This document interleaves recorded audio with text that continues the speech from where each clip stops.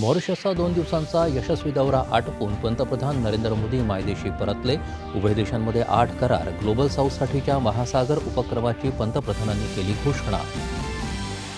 Waves परिषदेमध्ये जागतिक माध्यम समूहांचा सहभाग वाढवण्यासाठी मुख्यमंत्री देवेंद्र फडणवीस आणि केंद्रीय मंत्री आज देशातल्या राजदूत आणि उच्चायुक्तांशी संवाद साधणार.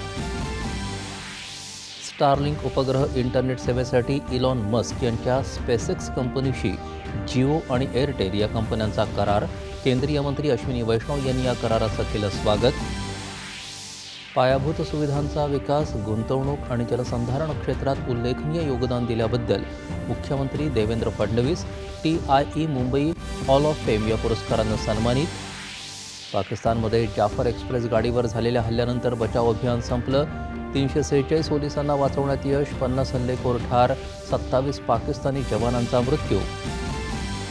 अमेरिकेचे राष्ट्राध्यक्ष डोनाल्ड ट्रम्प यांनी दिलेल्या गर्भित इशाऱ्यानंतर अमेरिकेशी अणुकरारावर वाटाघाटी करण्यास इराणचा नकार.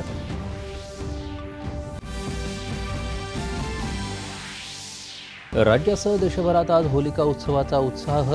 होळी आणि धुळवड साजरी करताना पर्यावरणस्नेही रंगाचा उपयोग करण्याचं आवाहन. आणि नवी दिल्लीत आयोजित जागतिक पॅरा ॲथलेटिक्स स्पर्धेत भारताच्या खेळाडूंची चमकदार कामगिरी. काल 3 सुवर्णपदकांची कमाई.